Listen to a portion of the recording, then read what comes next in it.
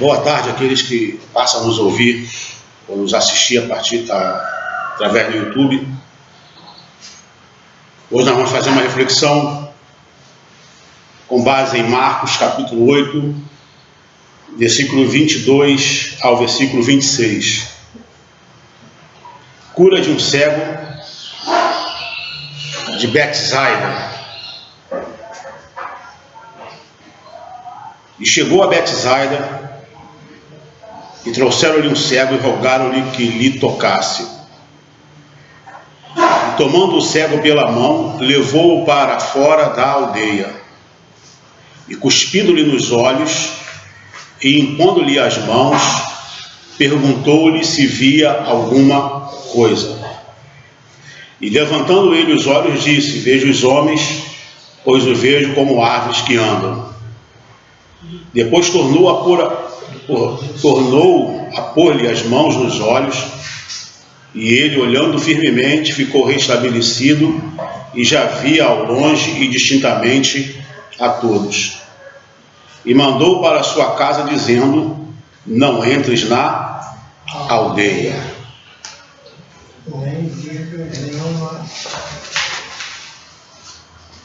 Se fôssemos dar um tema à nossa palavra de hoje, nós chamaríamos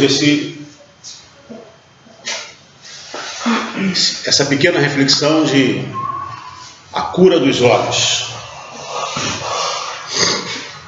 No texto, nós temos um cego no sentido físico, no sentido biológico, um homem que não enxerga e que vai ter um encontro com Jesus. Jesus era conhecido por seus milagres, entre outras coisas, pelas curas que fazia de paralíticos, de leprosos, pessoas com membros ressequidos ou deficientes, de loucos, que o texto chama de lunáticos, de pessoas que portavam diversos tipos de enfermidades. Algumas pessoas foram ressuscitadas através do ministério de Jesus. E quando Jesus chegava em um determinado lugar, em determinada cidade, em determinada aldeia, as pessoas então se aglomeravam em sua volta, ao seu redor. Muitas vezes, aquelas pessoas que estavam em torno de Jesus atrapalhavam até a chegada dos enfermos. Alguns textos, inclusive, nós vamos ainda estar conversando com vocês, estar trazendo para vocês, mas apenas como antecipação para ilustrar o que eu estou dizendo, eu estou me lembrando daquela mulher que tinha um fluxo de sangue, e Jesus ia caminhando, e em torno de Jesus várias pessoas, e ela querendo chegar até Jesus e sem conseguir, devido àqueles que estavam em torno de Jesus estarem impedindo, estarem dificultando. E ela diz: não, eu nem preciso falar com ele, se eu apenas tocar na orla dos seus vestidos eu ficarei curada. E ela tem que fazer trabalho de um atleta, se desvencilhar daquelas pessoas que dificultavam o acesso dela à figura, à pessoa de Jesus, quase que mergulhar, eu imagino, né? Eu faço uma imaginação, quase que mergulhar e pegar nas orlas das vestes de Jesus e receber a cura. Eu me lembro daquele homem que seus amigos tiveram que destelhar uma casa para poder ter acesso a Jesus, porque as pessoas que estavam ali em torno, à volta de Jesus, não davam acesso ao doente, ao enfermo.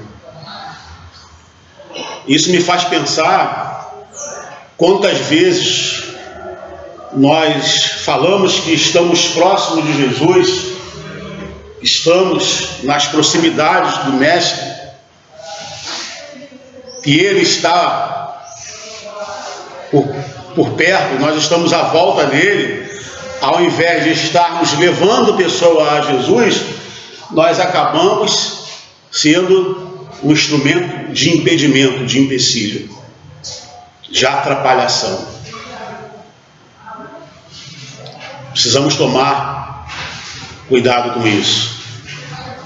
O texto de hoje, inicialmente, vai mostrar pessoas completamente diferentes. Primeiro, são pessoas que não estão em torno de Jesus. São pessoas que não estão próximas de Jesus. Mas quando elas ouvem falar que Jesus está chegando àquela aldeia, eles pegam um homem e levam até Jesus, um homem cego, para que Jesus pudesse curá-lo. Quando eles ouvem, Jesus vem aí, vamos ajudar esse cego, vamos levá-lo até Jesus, vamos conduzi-lo até Jesus. E eles então apresentam esse homem a Jesus. Veja bem, esse cego estava numa aldeia, numa tribo, que poderia ser uma região urbana daquela época. Não uma metrópole, não uma Jerusalém, mas um lugar onde havia aglomeração de pessoas.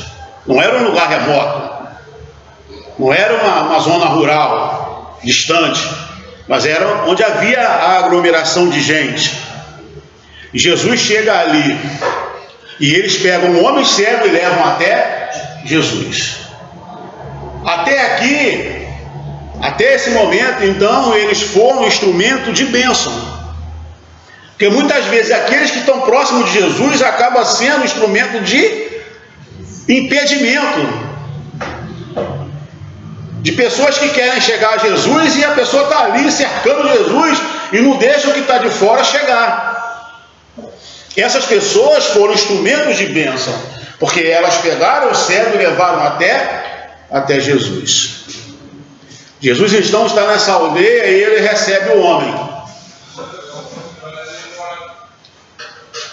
Mas esse homem não é qualquer homem. Jesus percebe que para que ele alcance o que ele está buscando, que é enxergar as coisas, ter a visão das coisas, ele precisa passar por algum processo. Cura dos olhos. Nós estamos falando de um homem que não enxergava fisicamente, não enxergava as coisas materiais à sua volta. Mas nós sabemos que a pior cegueira não é a cegueira material, essa visão material, visão biológica.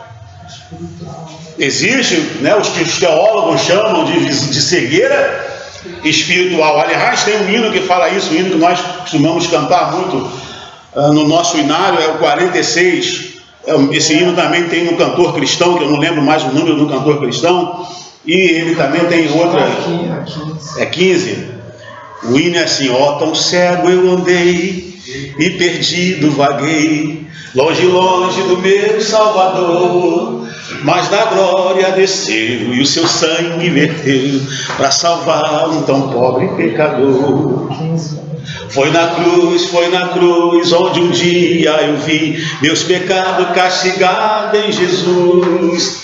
Foi ali pela fé os olhos abri, eu agora me alegro em sua cruz, ou em sua luz. Existe a cegueira espiritual. E a pessoa, quando está nas trevas, quando ela está entregue àquilo que há de errado nesse mundo, muitas vezes ela quer sair daquele ambiente, ela quer sair daquele meio, mas ela não vê solução, ela não vê uma saída. Muitas vezes ela não acredita, e muitas vezes a voz na sua cabeça, não quero definir de onde vêm essas vozes, né? Se é um quadro de esquizofrenia, vozes produzidas pela própria pessoa, ou se são vozes vindas desse mundo espiritual. Mas muitas vezes a pessoa ouve vozes, não tem jeito para você, acabou, não precisa ter esperança, teu lugar é aí mesmo. Ou às vezes se mata, porque tu acaba logo com tua vida, essa vida desgraçada, essa vida infeliz. Se joga demais esse ônibus, se joga demais esse trem. Cegueira espiritual. Mas nós não vamos falar de cegueira espiritual hoje. A nossa intenção hoje é falar da cegueira psicológica, da cegueira emocional. Evidentemente que essas coisas, às vezes, elas se tocam, elas se esbarram, se cruzam, se tornam, às vezes, interdependentes. Mas muitas vezes a pessoa está vivendo, já está vivendo uma vida de fé, a pessoa já teve um encontro com Deus, a pessoa já tem um desenvolvimento espiritual, que no nosso caso aqui é o segmento cristão, mas não estamos aqui para definir e dizer o que cada um deve fazer com a sua vida espiritual. Mas muitas pessoas se dizem, acreditam estar no caminho certo. Na nossa experiência cristã, quantos não dizem assim: não, eu já aceitei Jesus, eu já sou crente, Deus falou comigo, Deus me tirou da lama, Deus me tirou disso, Deus me tirou daquilo. Mas infelizmente a pessoa ainda vive uma vida sem usufruir das bênçãos que Deus tem para a vida de um ser humano. Romanos 12, no versículo 2, o apóstolo São Paulo nos diz: transformai-vos, mas não vos conformeis com este mundo, mas transformai-vos pela renovação do vosso entendimento, para que experimenteis qual seja a boa, perfeita e agradável vontade de Deus. Quando a nossa mente ela vai sendo renovada, ou seja, a nossa visão ela vai se ampliando, na medida que nós vamos tendo um crescimento psicológico e emocional, preste atenção que o apóstolo Paulo ele está falando a uma igreja, a igreja que está em Roma. Ele já está falando a pessoas crentes. Ele está se dirigindo a irmãos na fé.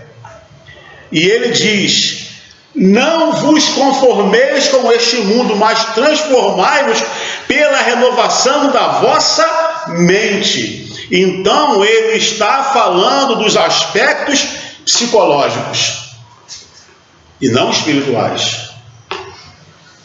A renovação do vosso entendimento, ou seja, nós precisamos desenvolver a nossa visão, a maneira de entendermos as coisas.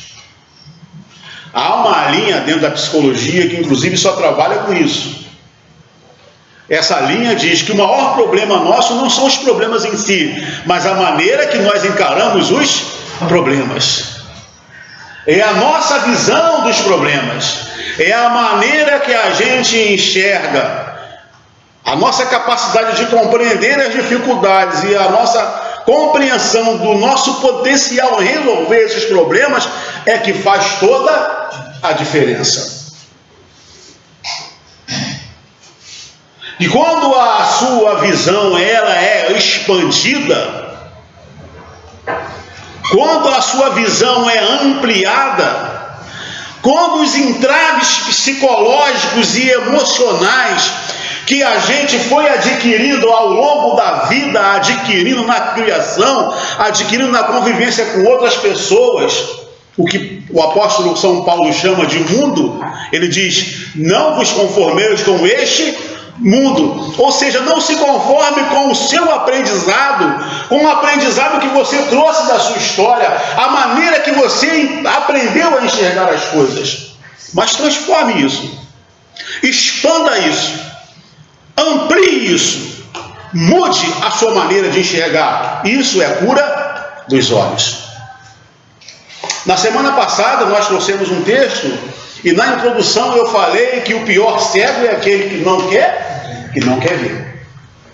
Mas o pior cego não é aquele que é cego e sabe que é cego e não quer enxergar porque leva alguma vantagem com a cegueira. Isso já é ruim por si só. Eu tenho uma deficiência, seja ela qual for, e não quero, ou acho que não posso ser pleno, ser completamente saudável, porque se eu ficar eu vou perder algum tipo de benefício. E olha, podem se espantar, mas isso acontece muito. Uma das dificuldades que eu encontro em terapia, às vezes, é quando estou tratando de uma pessoa que está, por exemplo, recebendo o benefício do INSS, auxílio doença, por uma doença, um transtorno psíquico que a impede de trabalhar. E aí você, na medida que você trabalha a pessoa para que ela se torne uma pessoa saudável, ela começa a se deparar com a seguinte possibilidade: bom, se eu me torno saudável,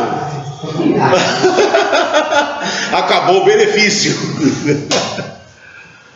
Então, a própria enfermidade traz para a pessoa uma vantagem, o que a gente chama de ganho secundário, e acaba sendo um impedimento para a pessoa avançar. Isso por si só já é algo ruim. Mas pior ainda é você ser doente e não admitir que é doente. Pior ainda é você ter um transtorno e não querer enxergar que é um transtorno. Aliás, isso é muito próprio da loucura. O louco, dificilmente ele admite que é louco. O insano, o insensato, o tolo, dificilmente ele diz: eu sou um tolo, eu sou insensato. Geralmente ele faz isso depois de uma grande besteira. Depois, um tempo depois de praticar uma grande besteira, ele cai em si e diz: eu sou um tolo, eu sou um insensato. Mas logo depois, passado algum tempo, a cabeça dele começa a mudar. Ele diz: não, que nada não é bem assim, o psicólogo exagerou, minha família exagerou, as pessoas não me entendem, o outro que é culpado. E aí se fecha, passa a ficar cego de novo, outra vez, não admitindo a sua própria debilidade, a sua própria tolice. E é muito difícil, não vou enganar vocês, é muito difícil.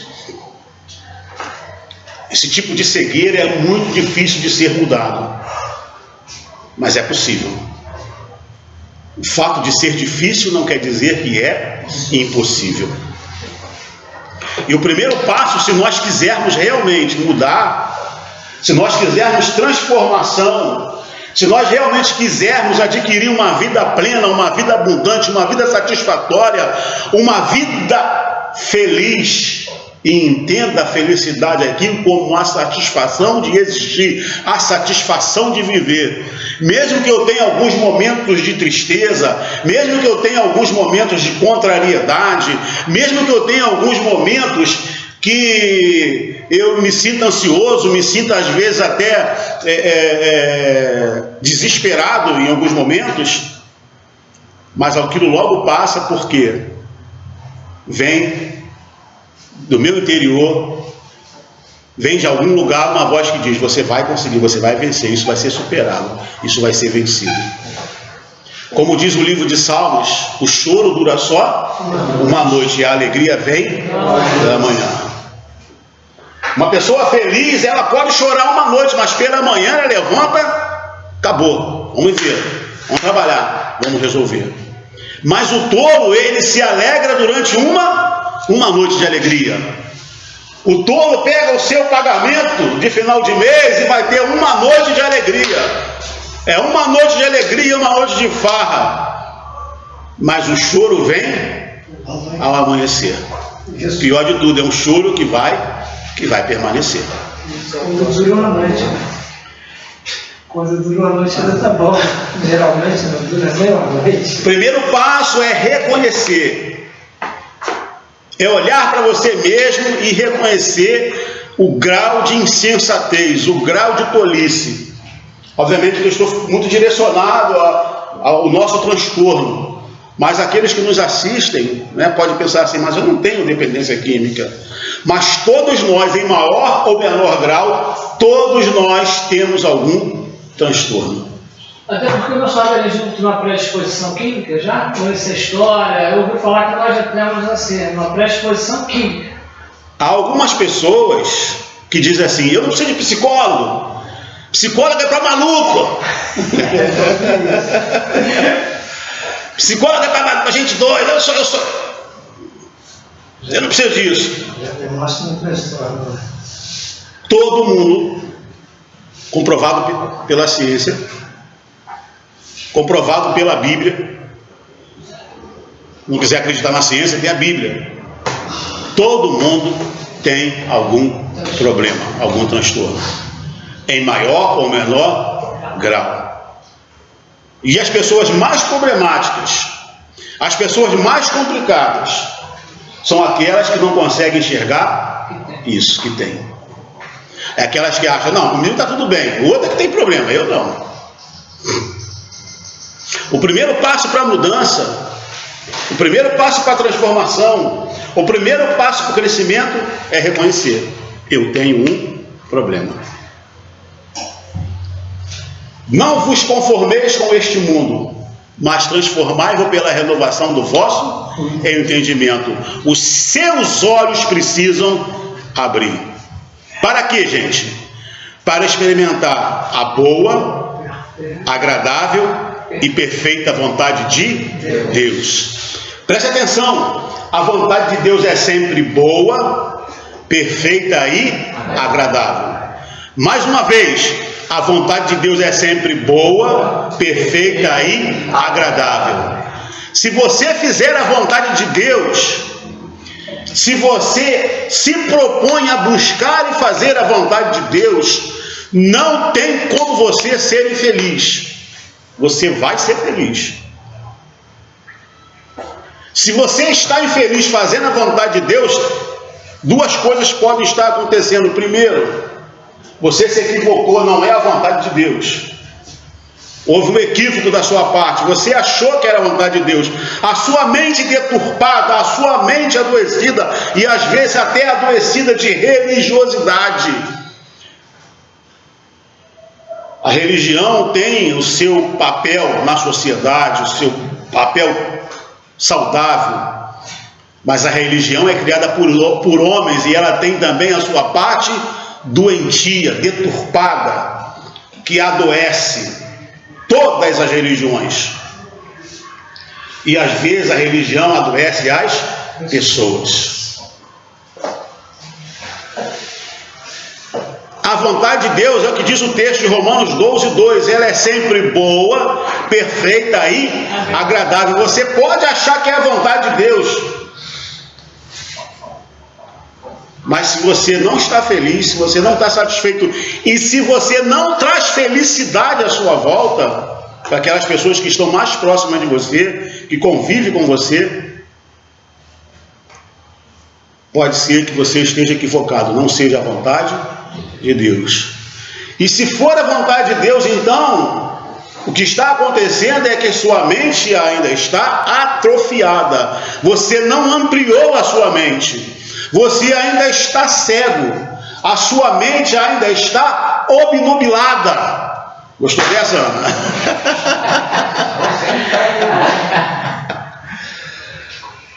Obscurecida, travada. Porque apesar de estar recebendo a vontade de Deus, ela se torna para você um fardo, um peso. E você imagina que é isso, a vontade de Deus é uma cruz, tem um espinho na carne, e aí você carrega. O texto diz que a vontade de Deus é sempre boa, perfeita e agradável. A gente pode pensar na figura da cruz, que talvez seja a mais difícil de todas, né?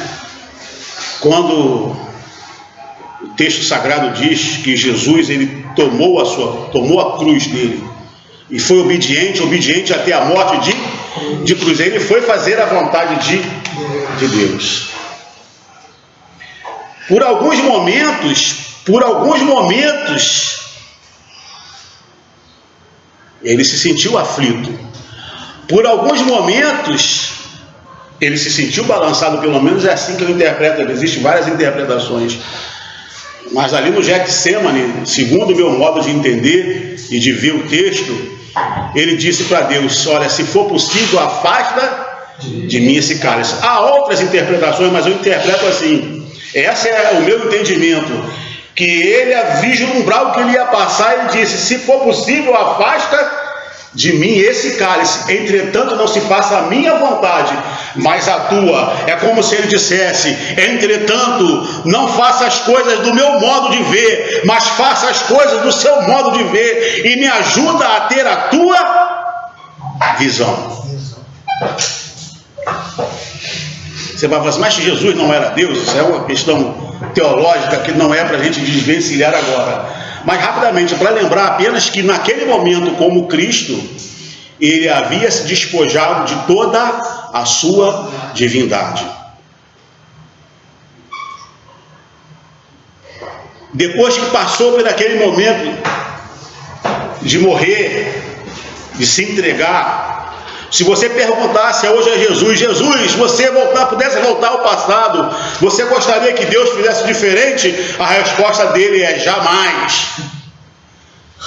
Depois que eu passei por aquele processo, eu consegui entender o plano de Deus. Estou falando algo muito complexo, eu admito para vocês.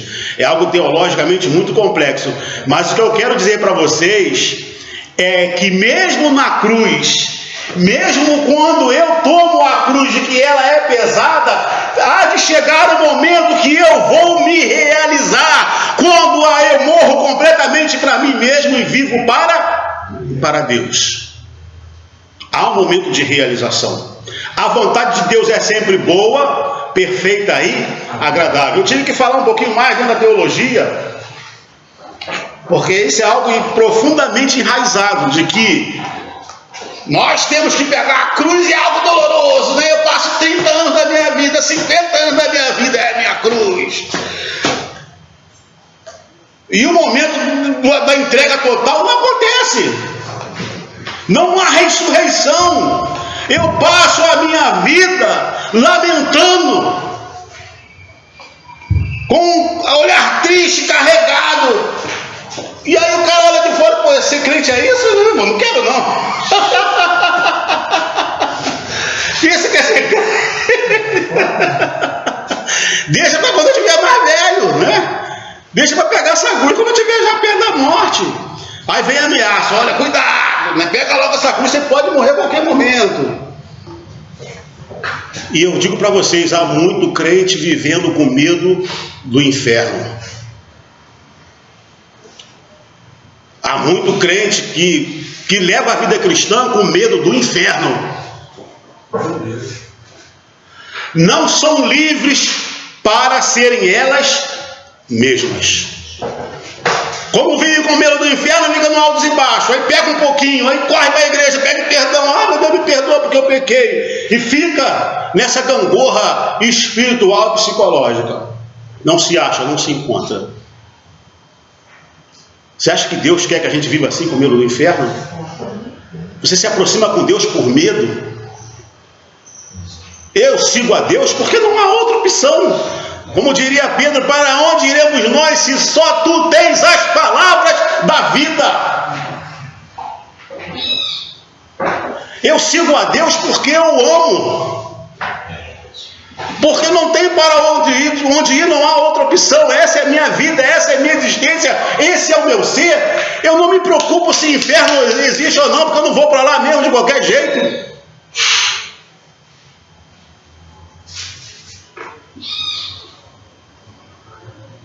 Mas isso é uma outra história. Eu me aprofundei um pouco na teologia. A Ana está ali morrendo de rir, né? Cura dos olhos. Vocês devem estar pensando assim, o cara já se esqueceu de Marcos há muito tempo. Esqueci não, já volta.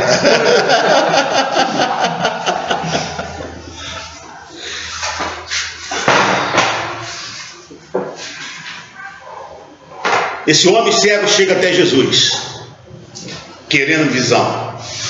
E é o que nós devemos fazer. Você quer visão? Como nos ensinam os alcoólicos anônimos, os narcóticos anônimos.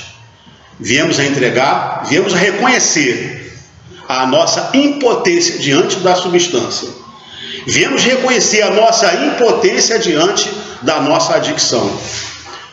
Isso não é diferente do Naranon.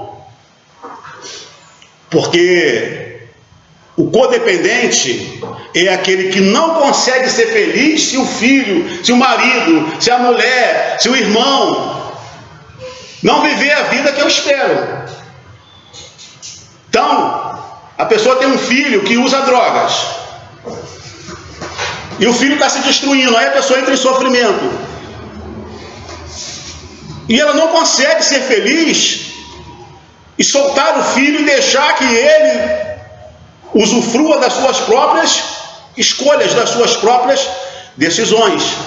E em terapia, quando a gente fala em soltar as amarras psicológicas e emocionais, as ligaduras, as ataduras, quando a gente fala em soltar, a pessoa não posso, é meu filho. Então a pessoa continua sofrendo, ela não consegue, é uma dependência. O nome disso é dependência do vínculo ou codependência. E o primeiro passo então é admitir diante daquela pessoa: eu sou impotente.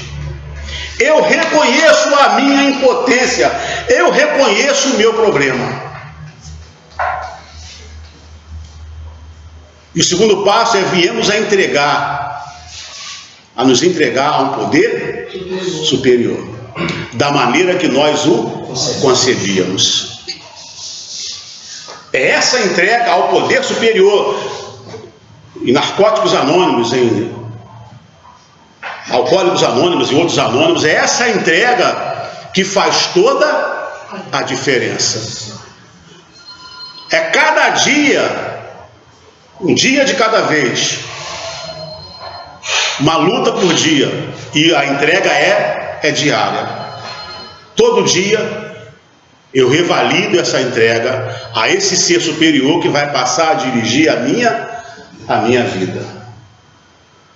Quando eu reconheço a minha cegueira, grande ou pequena, eu posso então entregá-la ao meu poder superior, ao Deus da minha concepção. Nesse texto, esses homens eles vão até Jesus.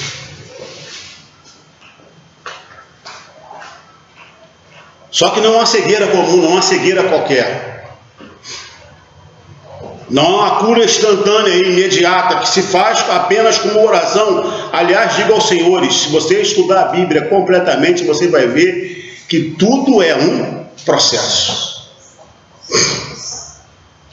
Muitas vezes a Bíblia só resume, porque não é um manual, um compêndio, né? O objetivo da Bíblia é apresentar Jesus como Salvador. Mas tudo é um processo.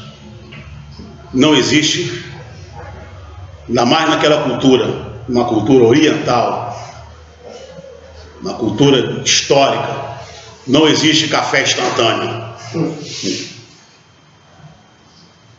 Tudo é um processo. Nesse texto, nós temos a felicidade de ver uma parte desse processo. A primeira coisa que Jesus faz é tirar o homem da aldeia. A primeira coisa que Jesus faz é tirar esse homem daquele ambiente. Nem todos estão preparados para ver esse milagre. Veja só. Qual é o objetivo desse homem ao chegar até Jesus? Ter visão. Ele queria enxergar. Ele entendia que se ele enxergasse, ele seria feliz. Se ele enxergasse, ele ia viver com plenitude.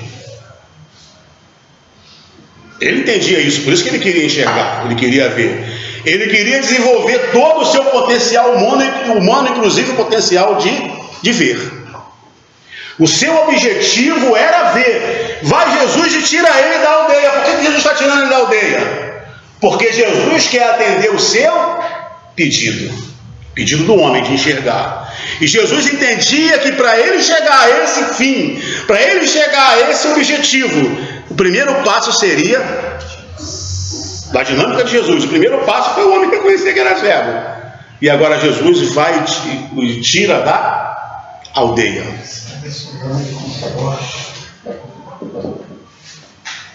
Às vezes nós precisamos sair de determinados ambientes se quisermos receber a cura. Às vezes nós precisamos vir para um lugar como esse, passar algum tempo refletindo, mergulhando dentro de nós mesmos. É difícil. Na maioria das vezes, a pior pessoa que a gente quer viver somos nós mesmos. Encarar você mesmo é muito difícil.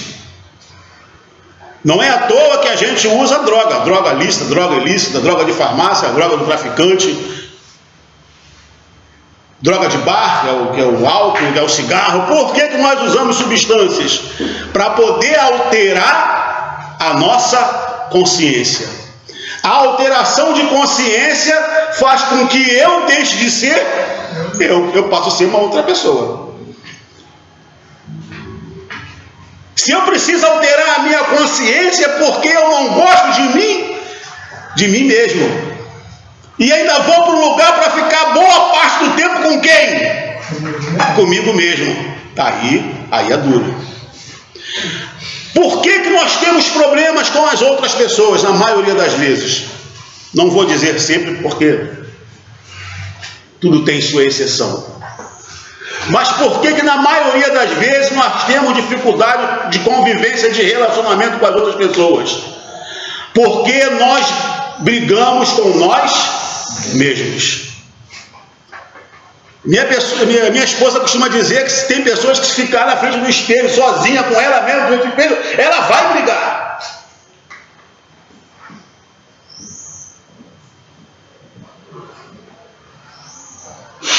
Nós precisamos sair de determinados ambientes para ficarmos com nós mesmos, no máximo na presença, na companhia do poder superior. Jesus leva esse homem para um lugar à parte, fora do burburinho, fora do movimento, fora do alvoroço, fora da aglomeração. Leva ele para um lugar distante. Foi? Isolado. Não sei quanto tempo passou lá, não sei se era 6 meses também lá, né?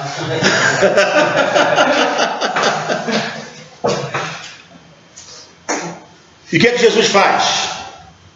Depois que Jesus tira o homem da aldeia, qual é a segunda coisa que Jesus faz? Leia, Josué. E tomando o cego pela mão, levou-o para fora da aldeia, e cuspindo-lhe nos olhos, e impondo-lhes as mãos. Tá bom, obrigado. O que Jesus faz, gente? Alguma coisa bem inovadora, né? Jesus dá uma cusparada na cara do camarada.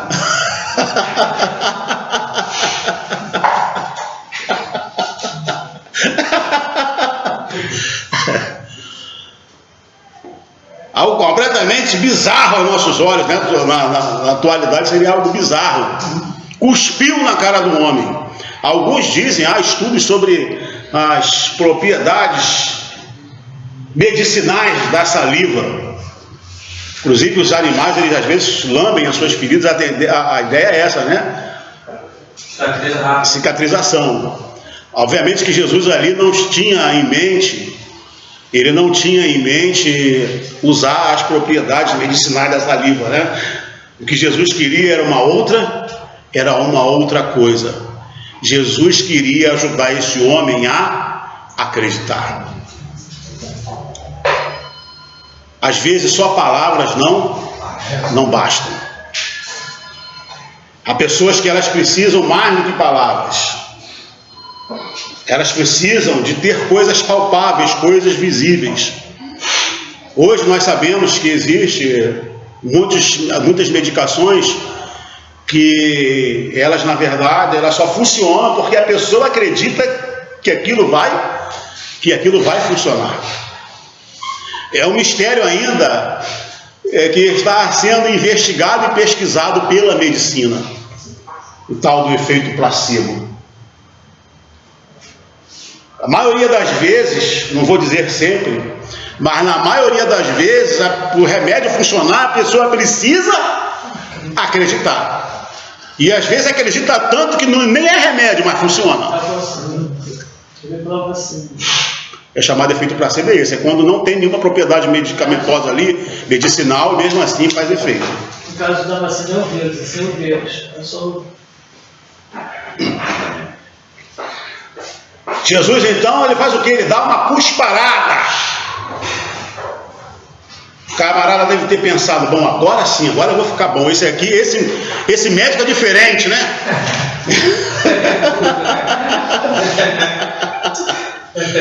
E Jesus então impõe-lhe as mãos nos olhos. E alguma coisa acontece. Meu amigo, quando Jesus tocar você, sempre vai acontecer alguma coisa. Quando o seu poder superior realmente, de verdade, te tocar, sempre vai acontecer alguma coisa. Alguma coisa acontece. Jesus pergunta a ele: você está vendo alguma coisa? Essa parte é muito interessante da pergunta de Jesus e da resposta do homem. Eu imagino hoje, se o próprio Jesus tocasse em um de nós, eu com meus problemas, você com o problema de vocês, tocasse um de vocês e ele falasse assim: eu vou orar por você para que você tenha força sobre esse desejo de usar compulsivamente. E ele orasse você, e aí você sentisse que algo mudou dentro de você. E aí alguém fala assim: cara, e aí, você parou de sentir vontade de tomar uma cerveja, aí você dava aquela vontade de tomar uma cervejinha, aí Jesus vinha perguntar a você: você está bem?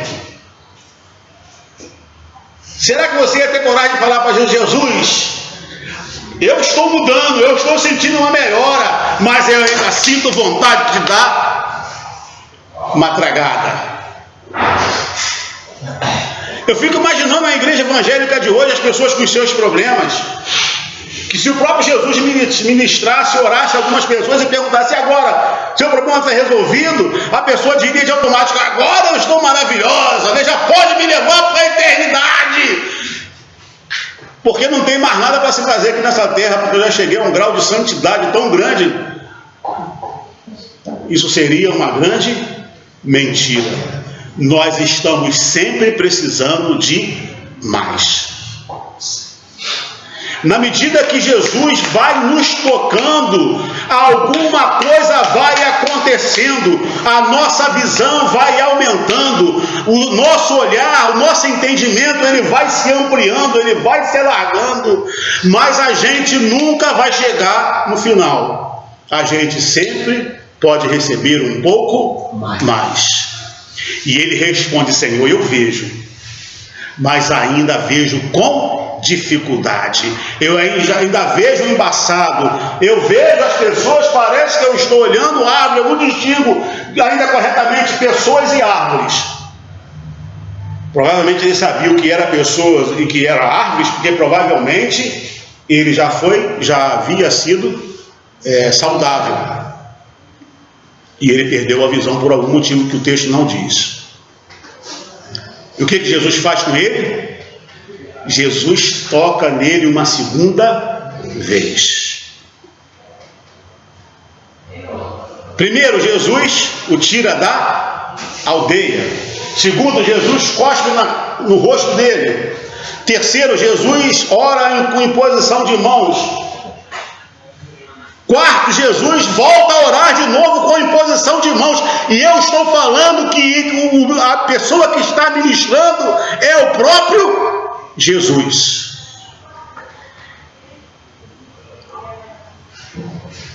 E aí às vezes você vai num lugar e a pessoa acha que orou, que curou e está resolvido. E aí não entende por que adoece mais na frente, fica revoltada com Deus, né?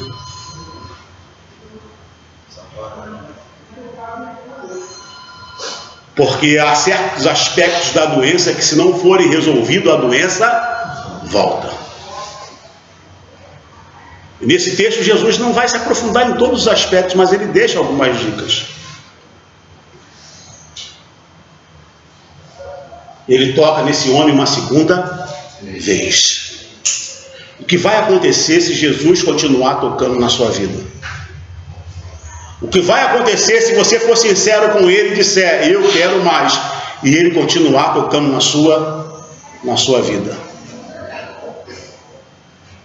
Nós precisamos de mais, eu preciso de mais. Jesus toca esse homem uma segunda vez e pergunta para ele, e agora? E agora? Aí ele fala assim, agora sim, eu estou vendo bem todas as coisas. Agora eu consigo distinguir as coisas. A minha visão está restabelecida. Então Jesus disse para ele, mas tem mais uma coisa ainda. Não volte mais para a aldeia. Ainda tem uma coisa que você precisa fazer. Não volte mais para a aldeia. Na minha Bíblia aqui está até mais, né? Fala para não voltar mais e para não dizer nada a ninguém da aldeia. Na medida que Jesus está tocando na sua vida, na medida que a sua visão está ampliando, na medida que você se torna mais forte, mais saudável, na medida que você vai recebendo certas curas, porque a gente tem visto aqui com vocês que não existe uma cura, mas existe uma infinidade de coisas a ser curada e ser resolvida. E na medida que você se abre para esse processo e Deus tem tocado na sua vida, Deus tem te sarado, Deus tem te restabelecido, transformando a sua mente. Na medida que isso for acontecendo, você não pode mais voltar para a sua aldeia. Qual é a sua aldeia? Existe um lugar que, se você voltar, você corre o risco de retroceder e voltar a ser cego outra vez. Qual é a sua aldeia?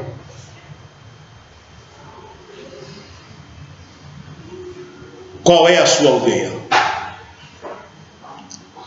Fica essa pergunta. Na medida que você encontrar um pedido de Jesus, não volte mais para a aldeia. Está falando para você agora, não é para o cego, não. Está falando para esses cegos que estão aqui hoje. Não volte mais para a aldeia, se você realmente quiser viver uma vida de plenitude. Preste atenção. Lá naquela aldeia estavam as pessoas que levaram o homem até Jesus. Mas o próprio Jesus diz, você não pode voltar para aquele ambiente. Eles podem ser seus amigos, eles podem ter trazido vocês até a mim, mas acontece que se você voltar para o meio deles, você vai adoecer novamente. Obviamente que cada um tem a sua aldeia específica. Há alguns que são realmente os amigos, há outro que quer ter determinado tipo de atividade, de trabalho, há outros que infelizmente são certos familiares. Há certas pessoas que, mesmo querendo o seu bem, elas acabam te fazendo mal. E você precisa ter a sabedoria de não voltar para esse convívio, se você quiser ser uma pessoa saudável. E que esse poder superior nos ajude a, no encontro com Ele, termos a sinceridade, a honestidade de falar as nossas mazelas, as nossas obscuridades, e de receber esses toques todos os dias. todos os dias receber mais um toque. E a nossa visão cada dia se tornar mais ampliada, mais aumentada, e conseguimos viver essa vida plena. Conseguimos viver essa vida abundante. Deus abençoe a todos.